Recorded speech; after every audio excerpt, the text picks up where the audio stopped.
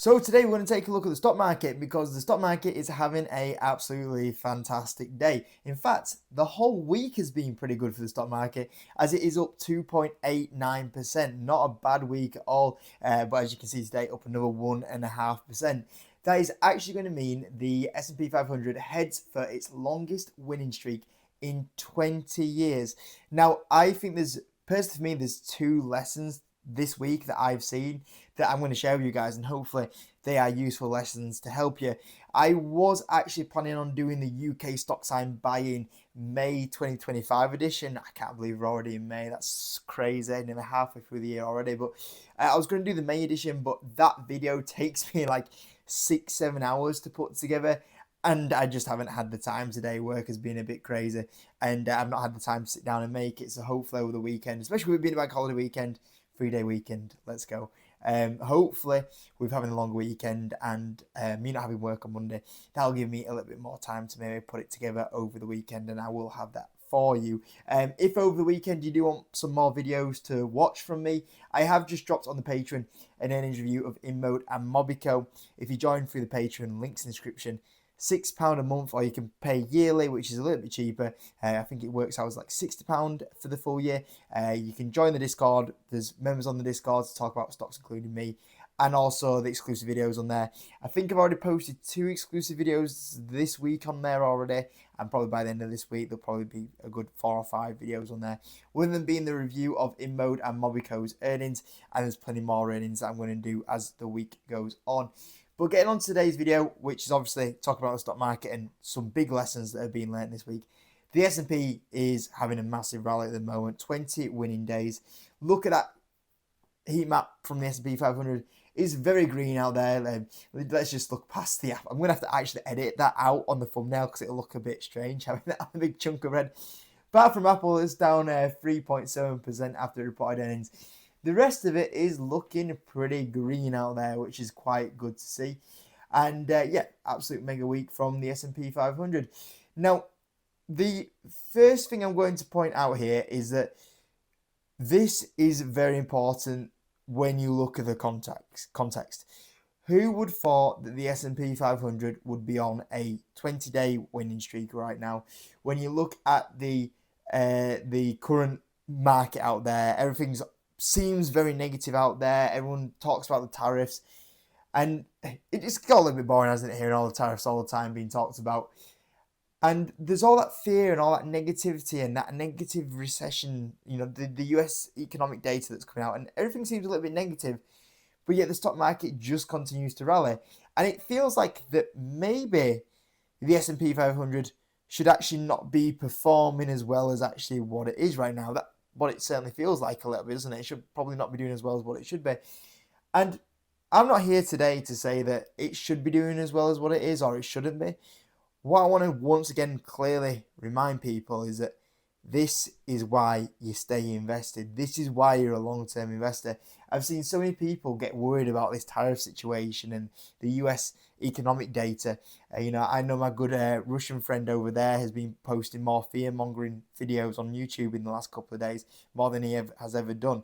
And when I look at them sort of people that are posting that fear out there, this is why as a long-term investor, you just ignore the noise. Like, this is the perks of being a long-term investor, is that I don't really have to worry about this. And you know what? There's a little bit of me that makes a little bit of mistakes, because sometimes because I do the YouTube stuff, it seems like I'm more bothered about this than what I actually am. Like, I post about it because I need to, because it's the YouTube and that's what people are looking for. So I'm kind of involved in it because that's what's being talked about. And even especially like I'm like a little bit guilty as well when it comes to like the UK in the last 3-4 months. I've been really negative on the UK and how the UK is being run, but ultimately I'm not really bothered. And it's same with the US. I'm not really bothered because I'm not here looking at what's going on politically or what is the macro environment like there. And sure, there's maybe a certain element that you need to be kind of on top of it, but I'm not investing in that. I'm investing in trying to find great companies. And if I find great companies for great value, it don't really matter what's going to happen in the macro environment for the next couple of months. I'm thinking, what are these stocks going to do in the next 5 years? And in the next 5 years, none of these stocks, you as an investor, will not go to the back to this point of view and you'll think, oh, do you remember when you had that Q1 negative data?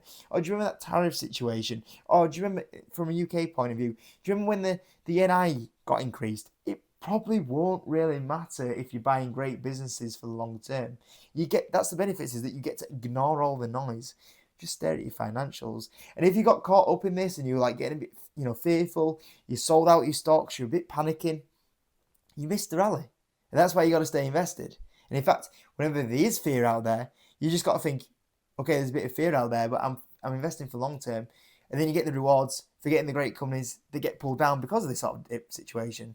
And I've seen so many people that maybe it's also new investors just get so caught up in what's going on day to day. And it's like, don't worry about it. Don't worry about it. Think about long term. Think about buying great businesses. Don't spend your time searching about all this macro stuff. Spend your time looking for great businesses. Make sure your businesses are doing well. That's the key thing overall. Now, as the S&P has a fantastic week at the moment, up nearly 3%. I mean, when you look at the S&P 500, the average return of the S&P 500 is 9-10%, depending on what resource that you look at. But that 3% is a good chunk of the S&P's average return in 1 week. And I know some people have got used to the stock market where in the last kind of couple of years, the stock market has gone ballistic, up 43% in the last 2 years. Not sustainable, them sort of rallies. 10% is a normal kind of point of view, and when you're up 3%, that is something that you need to celebrate. But for me individually, this week I've had a good week. The stock market's up to 2.8%. For me, I think I'm up around about 5.5% so far this week, and I've been able to outperform the stock market by double so far this week. Obviously, year to date as well, I'm performing really well. I think I'm up around about 10% or something compared to the S&P 500. So a decent outperformance so far against the S&P 500, which is good as well, because so far it's been a negative year, and I would expect in a negative year not to really do that well. I normally do, individual stocks normally do a bit better in a bull market, and normally when you have a bear market, they actually normally do quite a bit worse. But yet mine are doing actually okay at the moment, which is a big difference. So I must be getting better as an investor, because in 2022, when I had the year where, the only year that I've had since I've been investing where I underperformed the stock market, that happened to me. I had this, the S&P went down a good 28%, and then my portfolio was down like a 40%. So yeah, that was a really big stinger of a year for me. But clearly in a negative year where I'm able to outperform and even be green, clearly says to me as well that you get better as an investor, and that the reason why is because you learn. I probably wouldn't be performing this well this year if it wasn't for 2022. So as long as you always learn from your mistakes, I'm a prime example. Made a few mistakes in 2022, you bounce back and you get those returns. But obviously I've been doing really well this week. The S&P is up 2.7%. I'm up 5.4% so far this week. So performing double over the S&P 500 this week. So been a great week for me personally. But what also is the interesting thing is that this week, even though I'm doing quite well, I've had a few stingers this week. It's been a week where I've gone, there's been a few stingers I've gone, that stung a little bit. And in fact, I've had three stingers this week.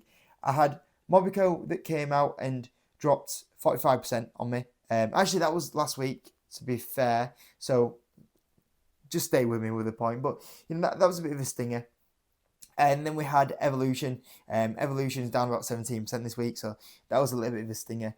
And then we had Block, and Blocks are down about 20% today. So between these three stocks, I've had a couple of big whacks, but yet still being able to pull out a double the S&P 500's return.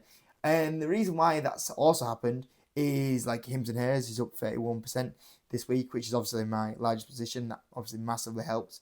Meta, for example, they reported earnings. It's up about 8% this week. That's obviously outperforming the S&P 500 by a good amount. And Meta is like my fourth largest position. You got the likes of Game Realms finally waking up. A little bit of patience there, and it's having a little bit of a good month. Let's hope that continues a little bit at the moment. Microsoft, I always forget I own Microsoft, but I do own it. And one of my longest ever holding stocks is that. I remember the days of buying Microsoft when it was $60. And that one's up 11% in the last 5 days. And, when you look at some of these stocks and you take a little bit of a whack, and it stings for sure. But this is what I say all the time about diversification. I've had so many conversations over the last couple of months about diversification, and is that diversification good or bad? And it depends really, because if you do have a smaller, diversification, all the stocks hit, you do look an absolute genius. But for me, I just prefer to have a few stocks, and I feel like that there'll be a few stocks that I'll get wrong every so often. I always think that my target is to get 8 out of 10 stocks right on that I pick. If I get 8 out of 10 right, I should quite do very well in the stock market, and I would expect to outperform the S&P 500.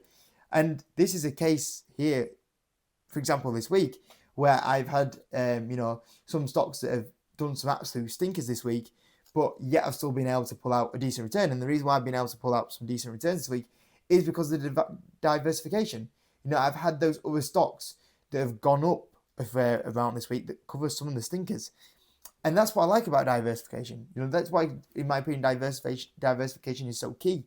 If I didn't do that this week, it wouldn't have been a great week for me. And also, that's something really important that I think people sometimes don't look at, is the diversification aspect. And those are kind of two things that I really want to make a video on today. Is that one of the things is obviously a reflection on some of the stuff that I say and do, and mistakes I made, and how I've used those mistakes to try and improve me as an investor. Reflecting on the point of view of the short-term noise. You can't get caught up in it as a long-term investor. Can't at all get caught up in the short, what's going on in the short term. Because if you get caught up in the short term, and especially if you start trying to time the market, especially when you think the market is going to just continue to go down, and then you miss out on 20-day winning streak. And history shows you, as an investor, your returns are so much more limited if you miss like the 5 best days in the stock market year. Your returns are absolutely smashed, and that's why you can't time the market, because you don't know when those 5 days are going to come. And I'd say quite often the 5 best days, they normally come when you don't expect them.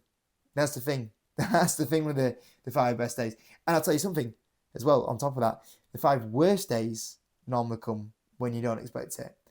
I've seen it before. An example is the last few days. I've seen people think the worst days are going to come, and then the best days come. But then the worst days will come when you least expect it. That's what will happen. I've seen so many people at the moment, trying to talk about a stock market crash or a recession. If everybody's talking about a recession at the moment, if everybody's talking about a stock market crash at the moment, they're probably not going to get one, because everybody's already thinking it. The worst ones always come when you're not thinking about it. That's what happens. So, yeah, I just want to make this video today. There's not really too much about it. There's not many stock talk. It's just more like a reflection video, and hopefully the reflection video has some useful information on, and I hope it was useful. And also just a little bit of a, as we enter a bank holiday weekend,